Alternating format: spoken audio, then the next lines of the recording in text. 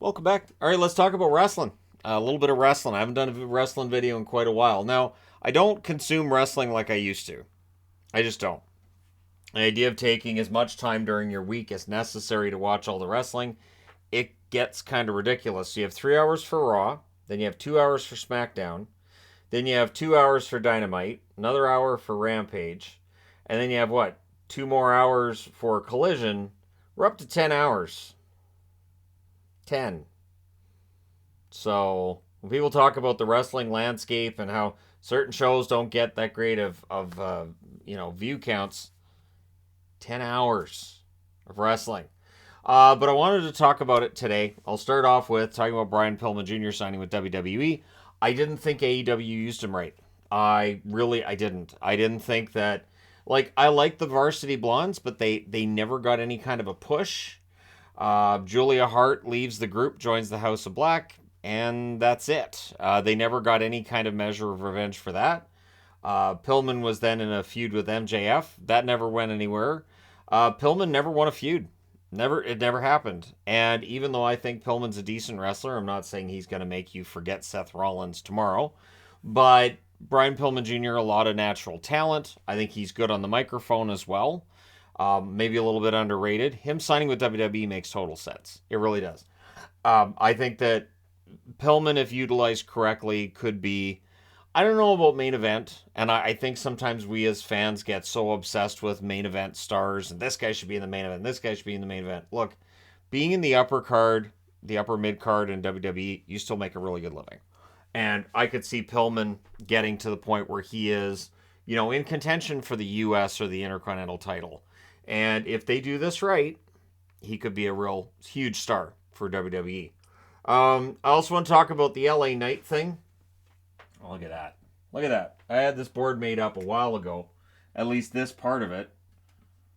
And I missed the K, LA Knight. LA Knight, first off, I'm not a huge fan of the name, to be honest. I think it's a bizarre name for the reason that, I left the K off and it's just LA Knight, Los Angeles Knight. But I mean, is it catchy? Anybody can make an iffy name work if they've got the personality, and he does.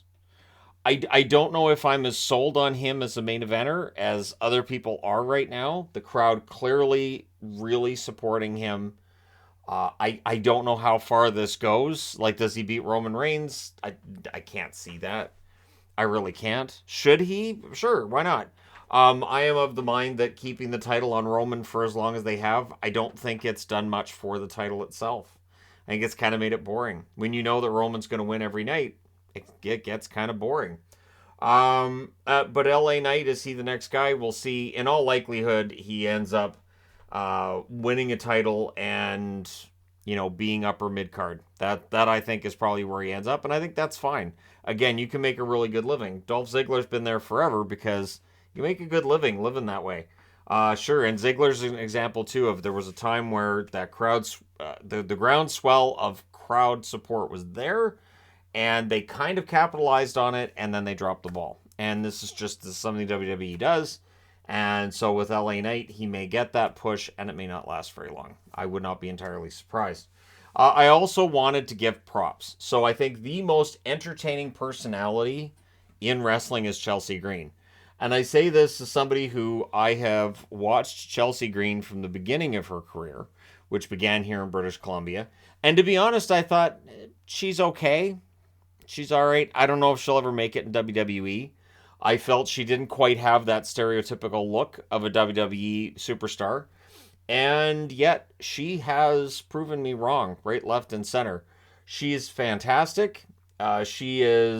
She's able to get the crowd to boo her and fans online to think she's fantastic, and that's that sweet spot where fans will boo you when you come out to the ring, but it's out of respect, and it's because they don't like the character. It's not because they don't like you. With wrestling, that's the key thing. You want fans to go boo, you suck, because you hurt the good guy, or you're saying things about the hometown that the crowd doesn't like. You don't want them chanting boo, you suck, because they don't want to watch you at all. And that's the fine line between the heat that works and the one that means you may not be employed that long. And I think Chelsea does a great job. I think her ring gear right now is the best that I've seen in ages. And if ring gear doesn't seem like a big deal, it can be. The right ring gear can make a character work. Just ask Stone Cold Steve Austin when he went from being the ringmaster. Ask The Rock when he dropped the tassels and the smile, and he went to being The Rock instead of Rocky Maivia. Having that right gimmick also involves what you're wearing to the ring and the overall look of your character. Chelsea's got it. Now, I did see the post yesterday that her husband Matt Cardona was seen with the women's tag title. I wouldn't be surprised if Chelsea's telling the truth that tag title was actually a replica, because she did show she had a belt. Now that may very well have been Sonya Deville's belt. She might have been using that as misdirection.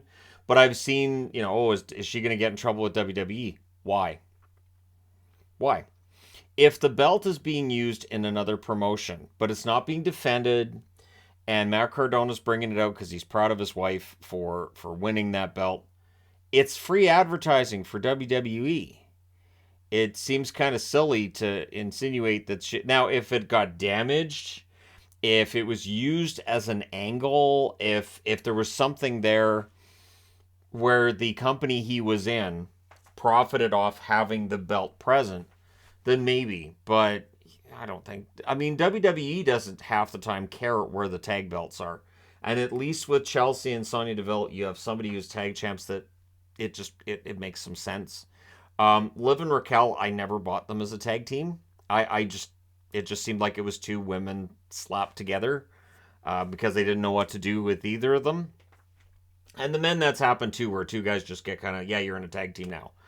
Bret Hart's talked about how he and Neidhart ended up being a tag team, and I mean, they made it work, but initially it was, yeah, so we've put you in a tag team, and that was kind of seen as like the kiss of death, right? Like, great, I wanted to be a single star.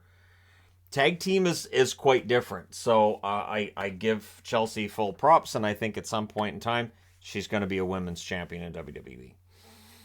Comes down to personality as much as talent. I always believed she had the talent.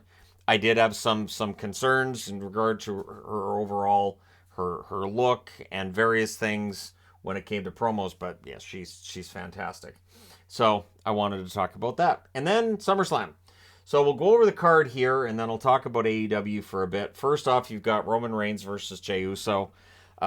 Roman should retain here. I understand like the bloodline storyline and all that, but there are other Usos out there. There are other members of the NOE family out there. Would I be surprised if another one gets involved here to keep Roman as champion? No, not really. I don't think the bloodline's going to completely implode. I think the Usos are going to be back out on their own, and that we'll see something change with the bloodline, but it'll still be there. Then you had Cody versus Brock. I'm bored.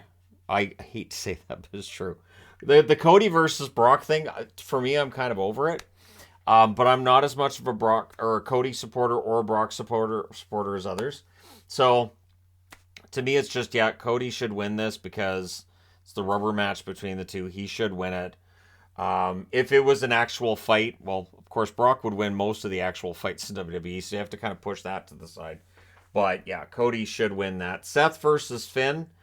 I'm perfectly fine with Finn Balor getting whatever title he wants. I don't know if WWE feels the same way.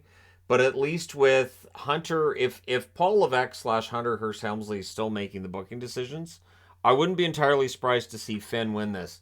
If Vince McMahon has got that control and he's making up his mind on who wins and loses, it's Seth's belt. I don't think he sees in Finn Balor what a lot of fans see, and what, again, Triple H has seen over his time with Finn dating back to NXT. Finn was fantastic in NXT. And it's a shame when people are great in NXT and move up to the main roster, and there are a lot of fans who may not watch NXT and may not know, and so, yeah, they kind of get lost in the shuffle. Asuka versus Bianca versus Charlotte. It is weird that Asuka is the champ, and yet she gets the least amount of screen time between the three. I have some concerns that Charlotte's going to win her 75th title. It's 75th or 100th or something. But I think Bianca wins it back. And it's too bad because Asuka is a fantastic champ. She's great. But I get the feeling Bianca's going to win it back, and then they'll go into a program with her and Charlotte again, or continue it, or whatever they're going to do. But that's my feeling. Ronda versus Shayna. If Ronda's leaving, you have to give Shayna the push. Shayna was a monster in NXT. She was absolutely fantastic. She then got nerfed on the main roster. I have never understood why they nerfed her on the main roster. Shayna's really sweet though, and I get the feeling that she's willing to put people over. There have been times where I've got the feeling that a wrestler was just too nice and willing to put people over, and so they end up putting everybody over. Big Show is a good example of that. For all the arguments about Paul White and all of his face turns, heel turns, and I'm tired of Big Show sucks and he should retire, the reality is he never won. And he would make these heel turn, face turns because he had to get somebody else over, so he would switch sides to get that person over as needed. And Shayna kind of done the same thing on the main roster, which is too bad because you could make an absolute monster. You have Roman, who's been champion for over 1,000 days, and part of his gimmick is just being that monster and taking the coward's way out with the bloodline. Shayna, she can just put people in chokeholds, choke them out. And you get the feeling with Shayna that she legitimately can do that because of her background. And so I feel like WWE has wasted an opportunity. Not just that when they were tag champs, they wasted that too. Ronda and Shayna, it's just been a mess. Ronda's term this time around has just been kind of a disaster. The first time she was in WWE, it worked. This time it's just been, I don't know. I don't know if it's bad booking or Ronda's heart not being in it or what it is, but it's just not the same. Kevin and Sammy defending the titles against Damian and Dominic. This feels like it's going to be a storyline thing where Damian Priest leaves the group. Damian Priest with some fallout with Finn. I could see him falling out with Dominic in this match. Dominic Mysterio is one of the most entertaining wrestlers I want to say ever, but I will say he is a heel. He is one of those kids that can get that smirk that everybody just wants to punch him, and it works. I don't know how long it's going to work. I don't know how long this can go on before they have to change things up a bit, but the storyline with Judgment Day has been very entertaining, and so we could see Damian and Dominic splitting, or we could see them win the titles. I wouldn't be entirely surprised to see Kevin and Sammy drop them. I think Kevin's going to turn heel again. I think at some point he turns on Sammy and we get that match. It's going to happen at some point. We'll all act surprised. Gunther versus Drew. You know, these are two guys that should be in the main event picture a little more than they are. You want a guy who can legitimately knock off Roman Reigns? Gunther. Now, heel versus heel is always kind of dicey. It can be kind of boring, but I don't think it would be in that case. You have Roman go out after he beats Jay at SummerSlam and say, I've beaten everybody, there's nobody left. And then Gunther's music starts. I guarantee you the crowd would go completely unhinged. That would just be huge. And Drew McIntyre, I think, is... Sadly, his title reign coincided with the period of time where there weren't fans in attendance. That his push happened during a period where we couldn't see how popular he was, and then when we started getting more and more fans in attendance, he was pushed aside. And I feel bad for Drew McIntyre for that reason.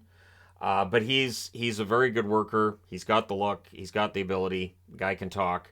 And so, yeah, Drew McIntyre, absolutely fantastic. Interestingly enough, at this point on this card, no sign of Sheamus and the Brawling Brutes, but I would think there's still more matches to be added. Rhea versus Raquel Rodriguez. Again, I didn't think Raquel Rodriguez and Liv Morgan worked as a team. It just felt like it was set up so Raquel could eventually turn on Liv, that Liv would cost him a match and Raquel would turn heel.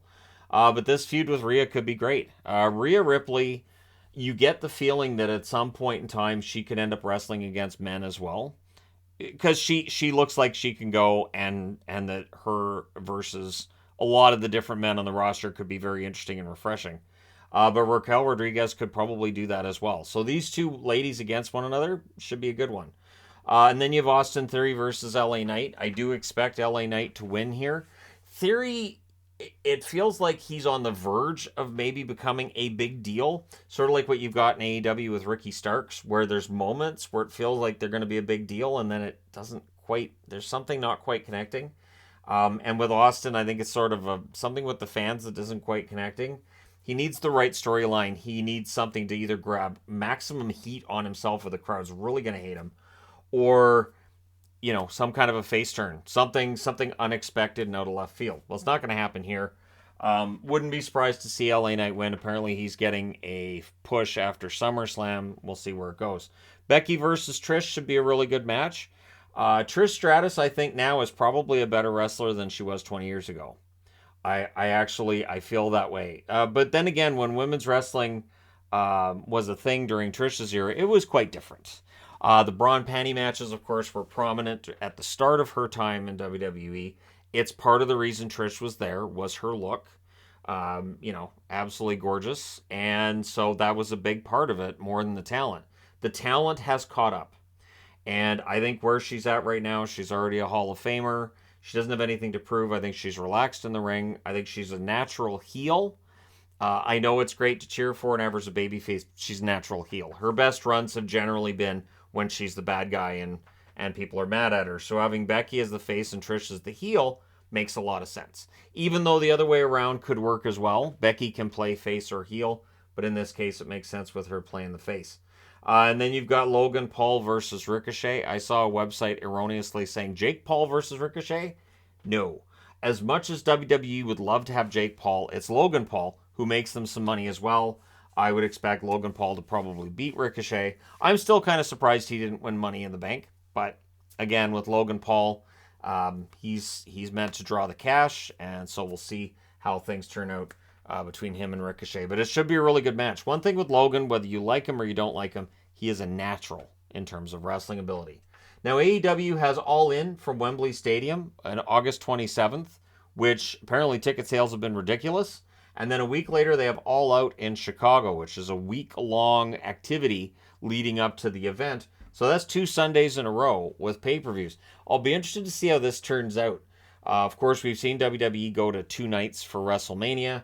We'll see how AEW goes. The difference, of course, being the WWE having their own network. So you don't have to worry about buy rates so much.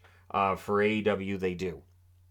AEW, I think, has done a pretty good job of building up most of their feuds. The women's division is still a work in progress, but look at this. In the WWE's event so far, we've got 4 matches with women out of 11. AEW on Dynamite, and I've talked about this before, they're only allowed to have 1 women's match during any given 2-hour segment or 2-hour show. So that limits what you can do. It limits what you can do. How do you advance a storyline involving a division that has about 30 different women in it when you have 1 segment during your signature show, your big headlining show? So that's something they need to fix. I absolutely think they need to fix it. But AEW, I think, has done a pretty good job. The storyline as it's been going between Adam Cole and MJF, I think, is entertaining. But they need to pull the trigger and get that match hyped up for them against one another. So we'll see how that goes. But they're entertaining. They're a lot of fun together. But if this event is August 27th, we're up to July 24th, you have to pull the trigger and start building to that match. One thing that WWE is doing much better now than, say, 5 years ago, long-term booking and actually planning things ahead of time. So when you get matches that don't have that booking ahead of time, it really stands out. AEW still has some work to do on that front. That being said, when PAC came back, they had mentioned storylines that were 3 years old in AEW, so there definitely is the potential there for a really good card for both All In and All Out. I just find it odd that they're only a week apart, but we'll see how it goes. Let me know your thoughts in the comment section below. As always, are you planning on watching All Out? Are you planning on watching All In? Are you going to watch SummerSlam? Are you going to watch them all? Let me know your thoughts. My plan is I will probably watch SummerSlam. August 5th is the Saturday. I may very well watch it and just see what happens. If I do, we'll probably do a live stream on the channel here while I'm watching it. But let me know your thoughts. Don't forget to hit like and subscribe if you're browsing your way through. You just happened upon this video. Thank you guys so much for watching, for all your support. I will talk to you again soon.